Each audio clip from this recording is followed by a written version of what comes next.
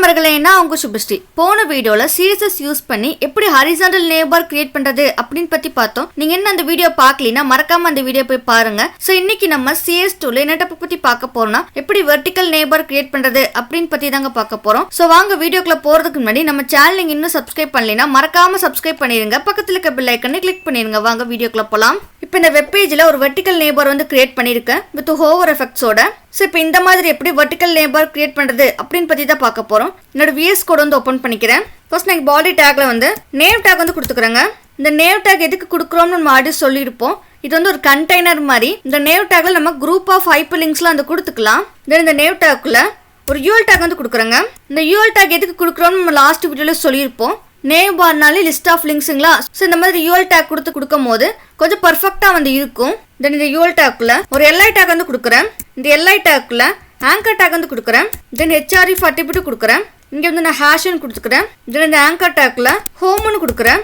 இப்போ நான் இதையே வந்து ஒரு 6 டைம் வந்து காப்பி பேஸ்ட் பண்ணிக்கிறேன். இங்கே வந்து எபோட்டஸ்ன்னு சேஞ்ச் பண்ணிக்கிறேன். இங்கே வந்து ப்ராடக்ட்ஸ்ன்னு கொடுக்குறேன். இங்கே வந்து பிளாக்ஸ்ன்னு கொடுக்குறேன். இங்கே வந்து கான்டாக்ட்னு கொடுக்குறேன். தென் இங்கே வந்து லாக் அவுட்னு கொடுக்குறேன். இப்போ சேவ் பண்ணி ரன் பண்ணி காட்டுறேன். ஓப்பன் வித் லைவ் சர்வர் கொடுத்துக்கிறேன். இங்கே பாருங்க அந்த நேவ் டேக்ல கொடுத்த அந்த அன்ஆர்டர் லிஸ்ட் ஐட்டம்ஸ் எல்லாமே லிங்காக வந்து டிஸ்பிளே ஆகிடுச்சு. Home, about us, products, blogs, contact, block out எல்லாமே. இப்போ நம்ம இதுக்கு ஸ்டைலிங் வந்து பண்ணிடுவோம். எக்ஸ்டர்னல் ஸ்டைல் பண்ணிடுவோம். ஸ்டைல் டாட் CSS ஃபைலில் ஃபர்ஸ்ட் நான் டிஃபால்ட் ஸ்டைலிங்லாம் வந்து கொடுத்துக்கிறேன். அதுக்கு வந்து நான் யூனிவர்சல் செலக்டாக கொடுத்துக்கிறேன். ஆஸ்டரிஸ் கொடுத்து கர்லி பிரேசஸ் கொடுத்துக்கிறேன். மார்ஜின் ப்ராப்பர்ட்டி கொடுக்குறேன். 0ன்னு கொடுக்குறேன். பேடிங் ப்ராப்பர்ட்டி கொடுக்குறேன். 0ன்னு கொடுக்குறேன். தென் பாக்ஸ் சைசிங் ப்ராப்பர்ட்டி கொடுக்குறேன். பார்டர் பாக்ஸ்னு கொடுக்குறேன். நெக்ஸ்ட் வந்து UL செலக்டாக கொடுக்குறேன். கர்லி பிரேசஸ் கொடுத்து லிஸ்ட் ஸ்டைல் டைப் கொடுக்குறேன். நன்னு கொடுக்குறேன். ஸோ அந்த புல்லட் பாயிண்ட்ஸ் எல்லாமே ரிமூவ் ஆகிடும் லிஸ்ட் ஐட்டம்ஸ்க்கு முன்னாடி. ரன் பண்ணி காட்டுறேன். இங்கே பாருங்க அந்த புல்லட் பாயிண்ட்ஸ் எல்லாமே ரிமூவ் ஆயிடுச்சு லிஸ்ட் ஐட்டம்ஸ்க்கு முன்னாடி. நெக்ஸ்ட் வந்து நேவ் செலக்டாக கொடுக்குறேன். தென் கர்லி பிரேசஸ் கொடுத்து வித் ப்ராப்பர்ட்டி கொடுக்குறேன். 20% கொடுக்குறேன். தென் ஹைட் ப்ராப்பர்ட்டி கொடுக்குறேன். 100 VHன்னு கொடுக்குறேன்.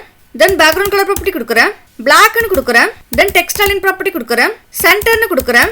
ஸோ நேவ் பார்ல இருக்க எல்லா லிங்க்ஸுமே வந்து சென்டராக வந்து டிஸ்பிளே பண்ண வைக்கணும்னு நினைக்கிறேன். அதுக்கு தான் வந்து டெக்ஸ்டைலின் சென்டர்னு வந்து கொடுத்துக்கிறேன். ரன் பண்ணி காட்டுறேன். இங்கே பாருங்க வித் 20% கொடுத்தனால 20% அளவுக்கு வித் வந்து எடுத்துருக்குது. தென் ஹைட் 100 VHன்னு கொடுத்தனால ஹைட் வந்து 100 வியூ போர்ட் ஹைட் அளவுக்கு இருக்குது. தென் பேக்ரவுண்ட் வந்து பிளாக் கலர்ல வந்து இருக்குது. தென் டெக்ஸ்டைலின் சென்டர்னு கொடுத்தனால அந்த லிங்க்ஸ் எல்லாமே வந்து சென்டரா வந்து டிஸ்பிளே ஆகிடுச்சு. நெக்ஸ்ட் வந்து LI செலக்டாக கொடுக்குறேன். தென் ஒரு ஸ்பேஸ் கொடுத்து A செலக்டாக கொடுக்குறேன். ஸோ அதாவது அந்த லிஸ்ட் ஐட்டம்ஸில் இருக்க எல்லா ஆங்கர் டேக்குமே ஸ்டைலிங் அப்ளை பண்ணு அப்படின்னு தான் நம்ம இங்கே வந்து சொல்லியிருக்கிறோம். தென் கர்லி பிரேசஸ் கொடுத்து டெக்ஸ்ட் டெக்கரேஷன் ப்ராப்பர்ட்டி கொடுக்குறேன்.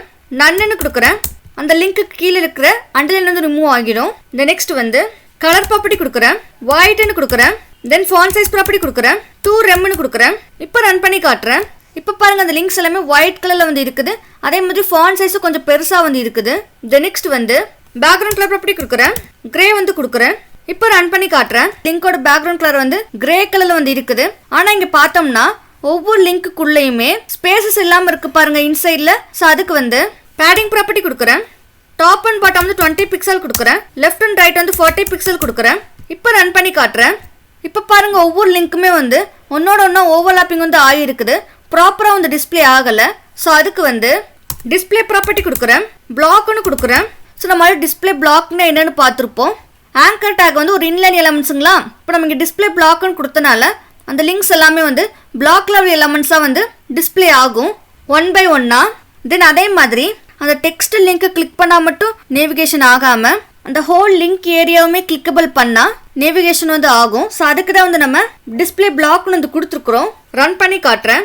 இப்போ பாருங்க அந்த லிங்க்ஸ் எல்லாமே வந்து ப்ராப்பராக வந்து டிஸ்பிளே ஆகிடுச்சு. டிஸ்பிளே பிளாக்னு கொடுத்தனால 1 by 1. நெக்ஸ்ட் வந்து மார்ஜின் பாட்டம் ப்ராப்பர்ட்டி கொடுக்குறேன். 5 பிக்சல் கொடுக்குறேன். ஒவ்வொரு லிஸ்ட் ஐட்டம்ஸோட பாட்டம் அவுட்டரில் 5 பிக்சலுக்கு ஸ்பேஸ் வந்து ஆட் ஆகும். ரன் பண்ணி காட்டுறேன். இங்கே பாருங்க பாட்டம்ல ஒவ்வொரு லிஸ்ட் ஐட்டம்ஸ்க்கு அவுட்டர்லையுமே 5 பிக்சலுக்கு ஸ்பேஸ் வந்து ஆட் ஆயிருக்கு பாருங்க. மார்ஜின் பாட்டம் 5 பிக்சல்னு கொடுத்தனால இப்போ பார்க்கும்போது கொஞ்சம் நீட்டாக இருக்குதுங்களா. நெக்ஸ்ட் வந்து இந்த லிங்க் மேலே ஹோவர் பண்ணும்போது ஒரு எஃபெக்ட் வந்து ஆட் ஆகணும். ஸோ அதுக்கு வந்து UL செலக்டாக கொடுக்குறேன். தென் ஒரு ஸ்பேஸ் கொடுத்து LI செலக்டாக கொடுக்குறேன். தென் ஒரு ஸ்பேஸ் கொடுத்து A செலக்டாக கொடுக்குறேன். தென் கோலன் கொடுத்து ஹோவர்னு கொடுக்குறேன். ஸோ அதாவது அன்ஆர்டர் லிஸ்ட்டில் இருக்கிற எல்லா லிஸ்ட் ஐட்டம்ஸ்குள்ள இருக்க ஆங்கர் டேக்குமே ஸ்டைலிங் வந்து அப்ளை பண்ணு அப்படின்னு நம்ம இங்கே சொல்லியிருக்கிறோம். தென் கர்லி பிரேசஸ் கொடுத்து பேக்ரவுண்ட் கலர் ப்ராப்பர்ட்டி கொடுக்குறேன். பிளாக்னு கொடுக்குறேன். தென் கலர் ப்ராப்பர்ட்டி கொடுக்குறேன். ரெட்னு கொடுக்குறேன்.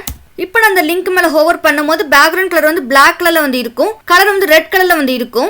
அந்த ஹோல் லிங்கபிள் ஏரியா மேல ஹோவர் பண்ணும்போது இப்போ நான் லிங்க்ஸ் மேல ஹோவர் பண்றேன். ஸோ இங்க பாருங்க பேக்ரவுண்ட் கலர் வந்து பிளாக் கலர்ல வந்து இருக்குது, லிங்க் கலர் வந்து ரெட் கலர்ல வந்து இருக்குது. ஸோ அவ்வளோதாங்க இந்த வீடியோட CSS யூஸ் பண்ணி எப்படி வெர்டிக்கல் நேபர் கிரியேட் பண்ணுறது அப்படின்னு பற்றி பார்த்தோம். உங்களுக்கு ஏதாச்சும் டவுட் இருந்தால் கமெண்ட் செக்ஷனில் மறக்காமல் கமெண்ட் பண்ணிடுங்க. நெக்ஸ்ட் வீடியோவில் எப்படி ட்ராப் டவுன் கிரியேட் பண்ணுறது அப்படின்னு பற்றி பார்க்கலாம். அது வரைக்கும் நன்றி நண்பர்களே.